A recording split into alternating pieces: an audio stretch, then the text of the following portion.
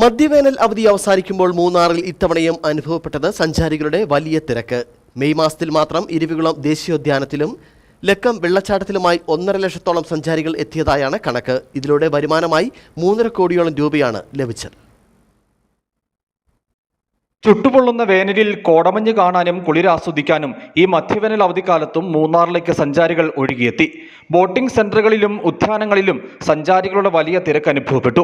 ഇരവികുളം ദേശീയോദ്യാനം, ലക്കം വെള്ളച്ചാട്ടം എന്നിവിടങ്ങളിലായിരുന്നു സഞ്ചാരികളുടെ തിരക്ക് കൂടുതലായി അനുഭവപ്പെട്ട രണ്ട് പ്രധാന കേന്ദ്രങ്ങൾ. മെയ് മാസത്തിൽ മാത്രം ഇരവികുളം ദേശീയോദ്യാനത്തിലും ലക്കം വെള്ളച്ചാട്ടത്തിലുമായി 1.5 ലക്ഷത്തോളം സഞ്ചാരികൾ എത്തിയതായാണ് കണക്ക്. ഇതിലൂടെ 3.5 കോടിയോളം രൂപ വരുമാനമായി ലഭിച്ചു. ഏപ്രിൽ മാസം 1-ാം തീയതി വീണ്ടും കാവിംഗ് സീസണിന് ശേഷം തുറന്നിട്ടുള്ള ഇരവികുളം ദേശീയോദ്യാനത്തിൽ നമ്മൾ ജനങ്ങൾക്ക് കൂടുതൽ പാർക്കിംഗ് സൗകര്യങ്ങൾ ഒരുക്കിയിട്ടുണ്ട്. അതുവഴി ക്യൂ നിൽക്കാതെ തന്നെ ആൾക്കാർക്ക് എത്രയും പെട്ടെന്ന് സഫാരി ബസ്സിൽ കയറാനുള്ളൊരു സംവിധാനവും ഒരുക്കിയിട്ടുണ്ട്. കൂടാതെ പുതിയതായിട്ടൊരു വിർച്വൽ റിയാലിറ്റി പാർക്കും നമ്മൾ അവിടെ ഒരുക്കിയിട്ടുണ്ട്.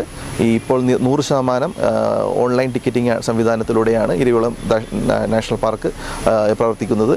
കൂടാതെ ഈയൊരു ഒറ്റ മാസം കൊണ്ട് തന്നെ ഏകദേശം 1.5 ലക്ഷത്തോളം ആൾക്കാർ ഇരവികുളം ദേശീയോദ്യാനത്തിലും ലക്കം വാട്ടർഫാൾസിലുമായിട്ട് സന്ദർശനം നടത്തി കഴിഞ്ഞു. അതുമൂലം ഒരു 3.5 കോടിയുടെ ഏകദേശം 3.5 കോടിയുടെ ഒരു വരുമാനം നമുക്ക് സർക്കാരിൻ്റെ വനംവകുപ്പിന് നേടിയെടുക്കാനായിട്ട് സാധിച്ചിട്ടുണ്ട്. ഇത്തവണയും ഇരവികുളം ദേശീയോദ്യാനത്തിൽ സഞ്ചാരികൾക്കായി കൂടുതൽ പുതുമയും സൗകര്യങ്ങളും ക്രമീകരിച്ചിരുന്നു. മലനിരകളും ചോലവനങ്ങളും പുൽമേടുകളും നിറഞ്ഞ പാർക്കിനെ പൂർണ്ണതോതിൽ വെർച്വൽ റിയാലിറ്റിയിൽ കണ്ട് ആസ്വദിക്കാൻ സംവിധാനം ഒരുക്കി. മുമ്പ് വിനോദസഞ്ചാരികൾക്ക് പാർക്കിലെത്തി മണിക്കൂറുകളോളം ക്യൂവിൽ നിന്ന് ടിക്കറ്റ് എടുത്ത് പാർക്കിൽ കയറേണ്ട സ്ഥിതിയാണ് ഉണ്ടായിരുന്നത്.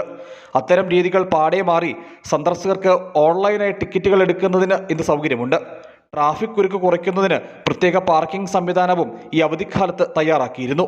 മധ്യവേനൽ അവധി അവസാനിച്ചാലും ഉദ്യാനത്തിലേക്കുള്ള സഞ്ചാരികളുടെ വരവ് തുടരുമെന്നാണ് പ്രതീക്ഷ. News bureau, Adimali.